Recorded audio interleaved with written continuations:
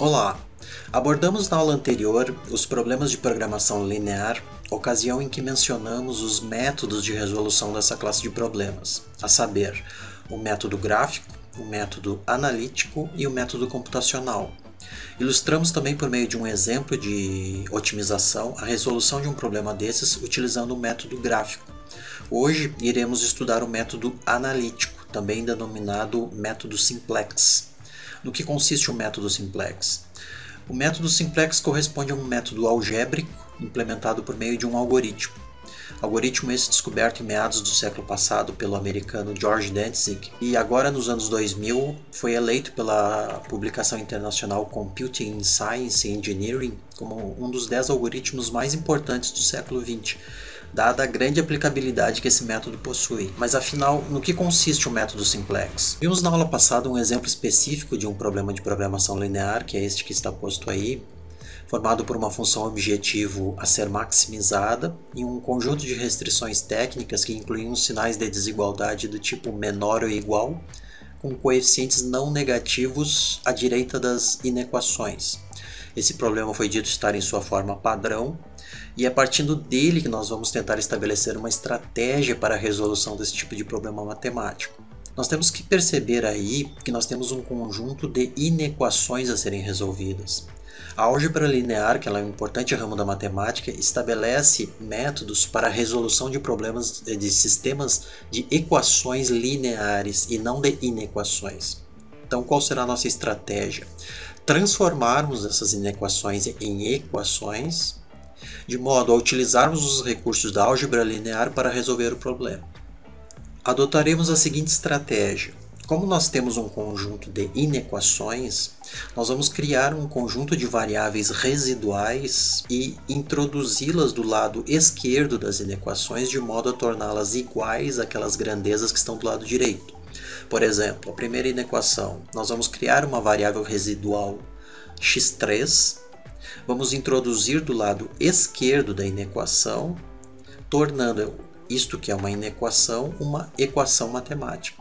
Tá? Então, o que era uma inequação passa a ser uma equação. Mesma estratégia para as demais inequações. Segunda inequação, x1 mais x2 menor ou igual a 100. Vou criar uma variável x4, vou introduzir essa variável do lado esquerdo da inequação, tornando ela uma equação. Terceira inequação, crio uma variável x5, introduzo-a do lado esquerdo, tornando a terceira equação. E a quarta inequação, x2 menor ou igual a 80, eu crio uma variável x6, introduzo ela do lado esquerdo, resultando nesta equação. Com isso, agora eu tenho um sistema de equações lineares e não mais de inequações lineares. Podemos agora utilizar o método de escalonamento matricial da álgebra linear para resolver o nosso sistema de equações lineares. Não é o nosso objetivo aqui entrar no cálculo algébrico detalhado, mas sim ter uma ideia de como a álgebra contribui para a solução do problema. Um sistema de equações lineares ele pode admitir inúmeras soluções, mas o que nós teremos que prestar atenção aqui é no seguinte: o nosso problema de programação linear, tal como ele foi formulado, ele contém lá na sua formulação um conjunto de inequações essas que foram convertidas em equações pela introdução das variáveis residuais. Quando eu resolver o meu sistema de equações, tá, eu posso obter inúmeras soluções, como eu falei. Dentre essas soluções, eu terei que excluir aquelas soluções que prevejam valores negativos para as variáveis residuais, as que estão em vermelho. Por quê? Porque ali no nosso conjunto de inequações seria impossível eu introduzir valores negativos que estas variáveis venham a adquirir, né, nas suas possíveis soluções, de modo a contrabalançar o lado esquerdo com o lado direito das inequações. Ou seja, eu não consigo introduzir um valor negativo do lado esquerdo de modo a torná-lo igual àquele valor que está do lado direito.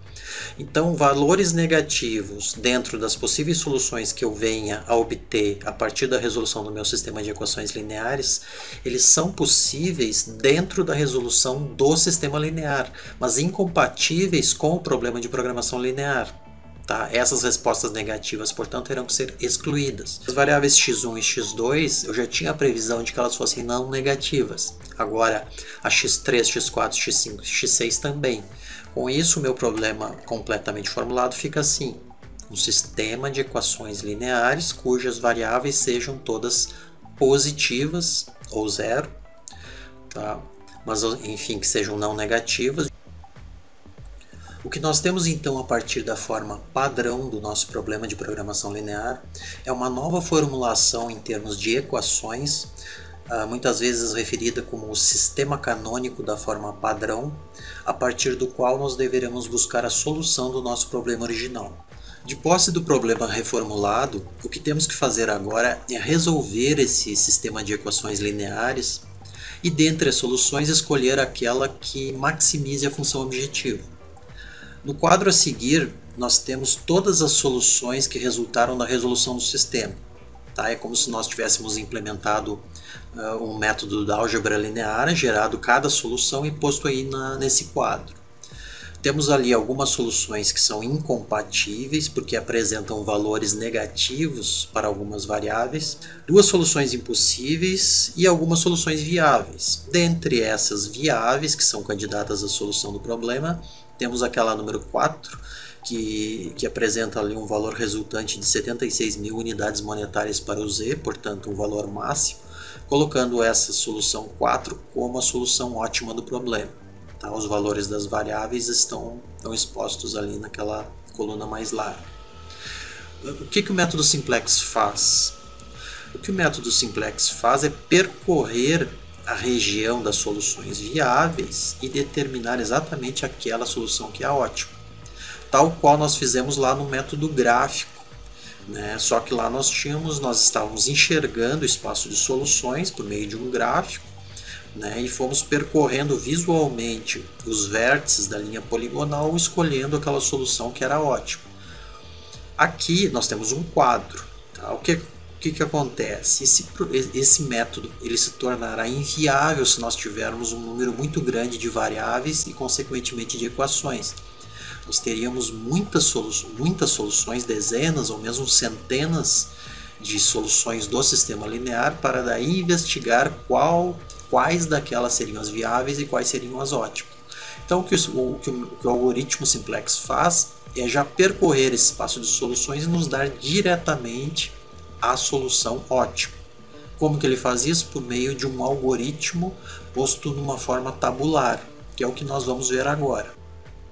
O método simplex é um algoritmo implementado por meio de uma tabela, cuja manipulação de suas linhas vai nos fornecer, entre as soluções viáveis, aquela que é a solução ótima.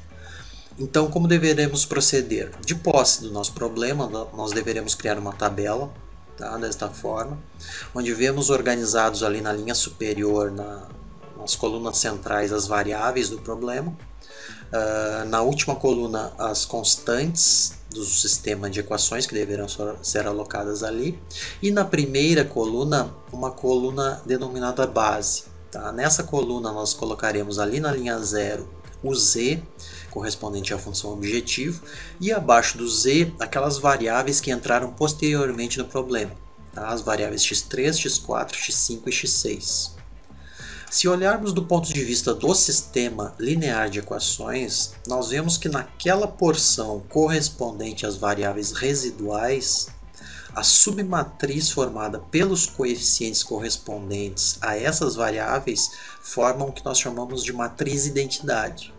Nós vemos ali o x3 com o coeficiente 1 e o x4, x5, x6 que não estão aparecendo ali naquela primeira linha com o coeficiente 0.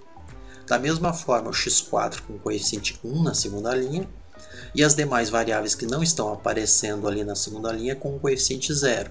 Da mesma forma, né, para a terceira e para a quarta equação.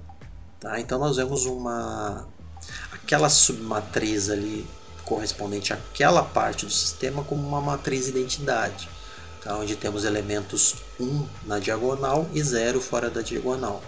Essa é uma característica das variáveis que formam no nosso problema a base do sistema. Nós chamaremos então a estas variáveis, a x3, x4, x5 e x6, de variáveis básicas. As variáveis que já estavam no problema serão as variáveis não básicas. Todas elas integrarão a primeira linha da tabela, mas somente as variáveis básicas estarão presentes na primeira coluna. Agora que temos a nossa tabela organizada, nós vamos transpor os coeficientes que formam a função objetivo e os coeficientes que integram o nosso sistema de equações lá para a tabela, tá? A começar pela função objetivo. Aqui, no entanto, nós vamos fazer o seguinte: vamos passar essas parcelas que estão do lado direito da equação do z para o lado esquerdo. Tá? Vamos obter o seguinte: vamos obter essa equação aí, vamos trabalhar sempre assim, tá? Movimentando as parcelas que estão ali do lado direito para o lado esquerdo e deixando a função objetivo nesta forma. Lá na primeira, aliás, na linha 0 da primeira coluna, nós temos já o z presente lá. Tá? Então agora nós vamos movimentar ali o menos 600, o menos 800, que são os coeficientes dessas variáveis x1 e x2. E para aquelas variáveis que não estão aparecendo ali, nós vamos preencher as colunas lá com 0, que é o caso da x3, x4, x5, x6.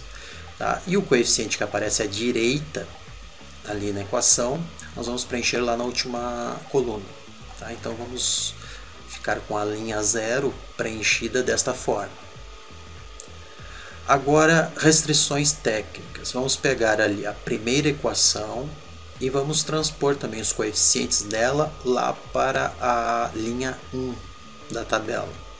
Então, eu vou ter o coeficiente 3, 2, 1 e depois para x4, x5, x6 que não aparecem nessa primeira equação, eu vou preencher com 0. Vamos obter aquela configuração lá. Tá? Eu vou proceder agora da mesma forma para as demais equações. Tá? Vamos obter isso aí. Você pode inspecionar visualmente ou mesmo acompanhar no PDF que encontra-se aí ao lado, abaixo do link videoaula. Conferida a tabela, nós vamos escrevê-la aqui na próxima página.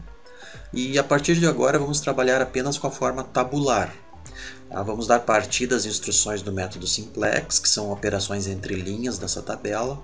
E o nosso objetivo aqui ao final de um ciclo de cálculo será o de encontrar apenas números não negativos na linha 0. Somente nesse momento o cálculo terá sido concluído e nós teremos encontrado as respostas das variáveis que estarão aparecendo na última coluna.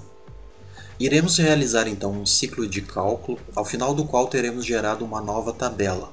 Somente após isso eu vou observar o comportamento dos números na linha 0 da nova tabela. Iniciamos escolhendo o primeiro número negativo entre os números das colunas das variáveis na linha 0, ou opcionalmente o mais negativo desses. Tá? Em outras fontes de estudo, pode ser que você se depare, é provável que se depare com essa instrução de escolher ali na linha 0 o mais negativo deles, que no caso é o menos 800. Fazendo aqui pelo meu critério, eu vou escolher o primeiro negativo que eu observo naquela linha, que é o menos 600. Tá? Isso vai funcionar também. Esse número nos indicará a coluna de trabalho, ou também chamada coluna pivô. Em seguida, tomando as linhas das variáveis básicas, que são as linhas que aparecem abaixo, agora a linha 1, 2, 3, 4, faremos a divisão de cada coeficiente da última coluna pelo correspondente coeficiente da de trabalho. Teremos, portanto, 240 dividido por 3, 100 por 1, 60 por 1, 80 por 0. Aquele último cálculo ali, por não ser possível de realizar, nós vamos ignorar.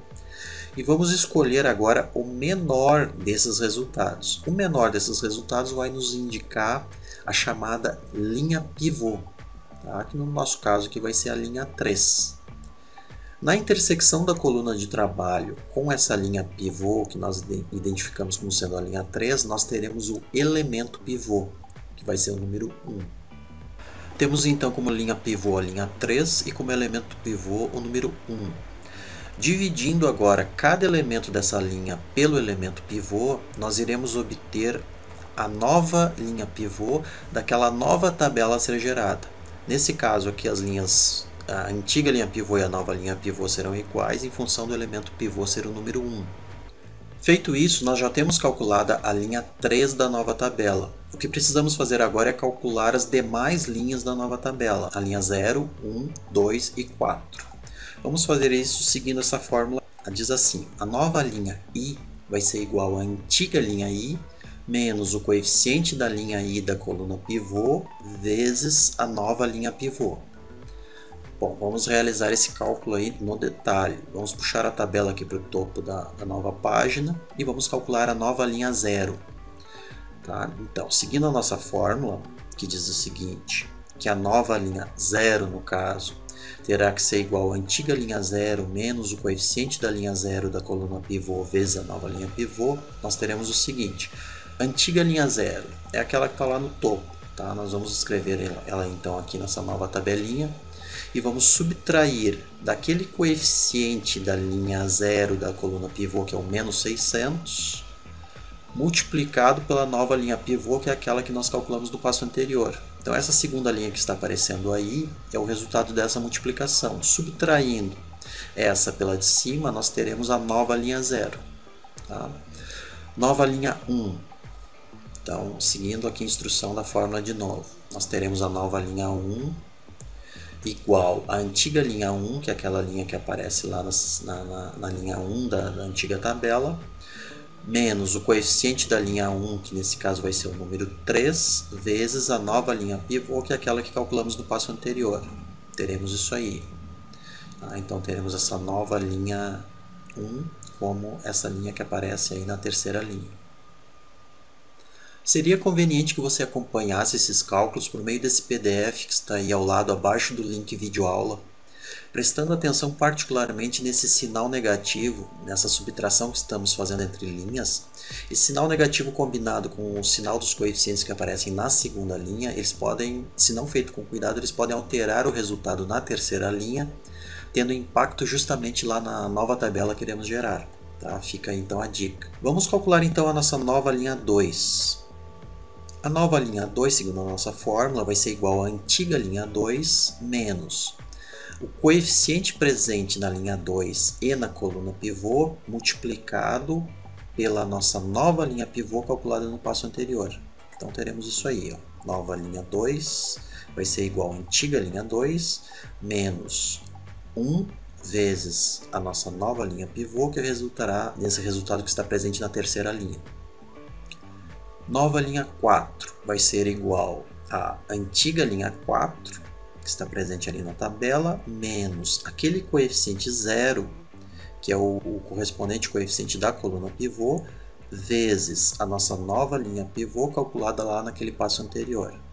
Então teremos isso aí, ó, nova linha, antiga linha 4 menos 0 vezes a nova linha pivô, que vai resultar numa linha toda nula.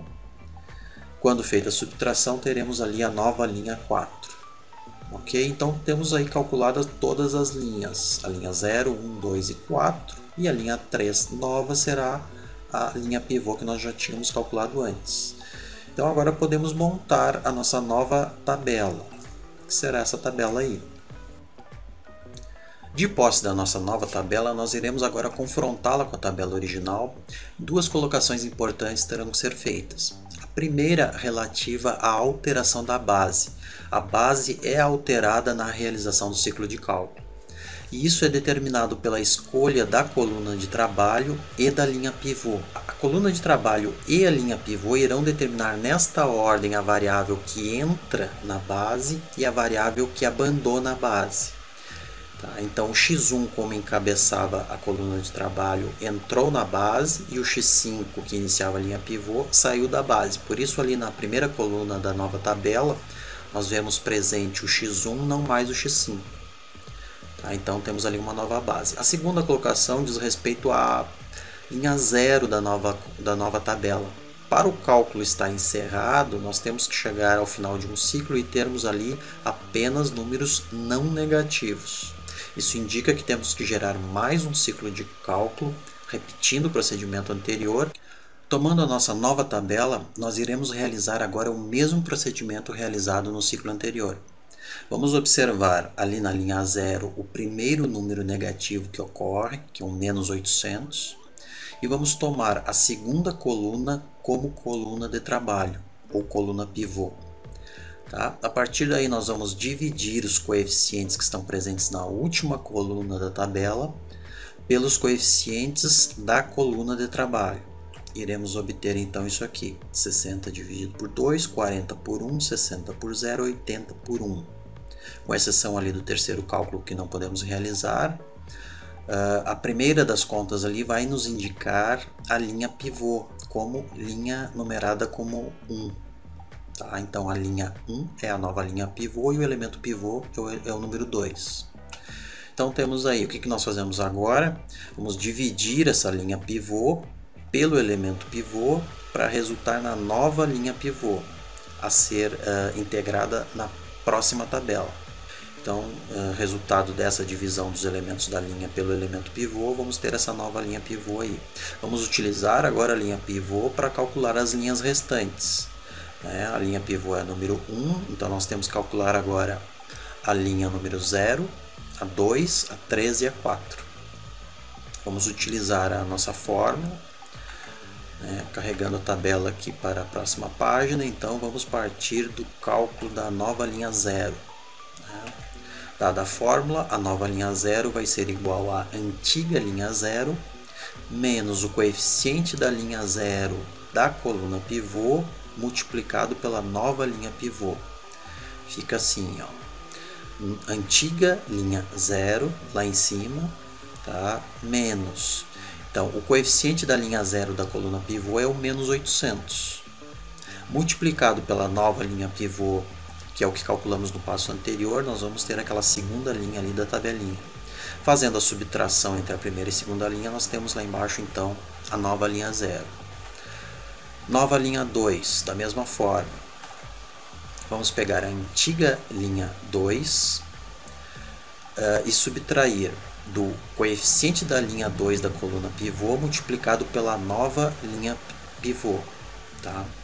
Então este cálculo é o que está indicado aqui na segunda tabela. Feita a subtração, nós obtemos ali a nova linha 2.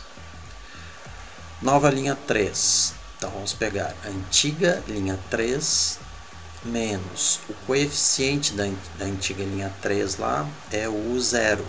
Esse 0 multiplicado pela nova linha pivô vai nos dar uma linha nula ali. Então a subtração entre essa antiga linha 3 e a linha nula vai nos dar a nova linha 3. E finalmente a nova linha 4. Vamos lá pegar a antiga linha 4 menos aquele coeficiente número 1 que aparece lá na coluna pivô da linha 4 multiplicado pela nova linha pivô. A subtração entre essas duas linhas vai resultar então na nova linha 4. Temos aí então calculadas todas as linhas da nova tabela, juntamente lá com a nova linha pivô, agrupando elas na tabela, então nós teremos essa nova tabela aí. Confrontando a nossa nova tabela com a tabela do ciclo anterior, nós vamos perceber que, por termos elegido a coluna da variável x2 como coluna de trabalho e a linha número 1 como linha pivô, a nova variável que entra na base agora é a variável x2 e a que sai da base é a variável x3. Então na tabela ali em cima, nós temos na nossa nova tabela, nós temos a variável x2 na primeira coluna tomando o lugar da variável x3. Tá? Isso indica então nova mudança de base. Ficamos então com uma nova tabela rotulada ali em cima como um ciclo 2, indicando que os valores presentes nessa tabela são aqueles resultantes de um segundo ciclo de cálculo.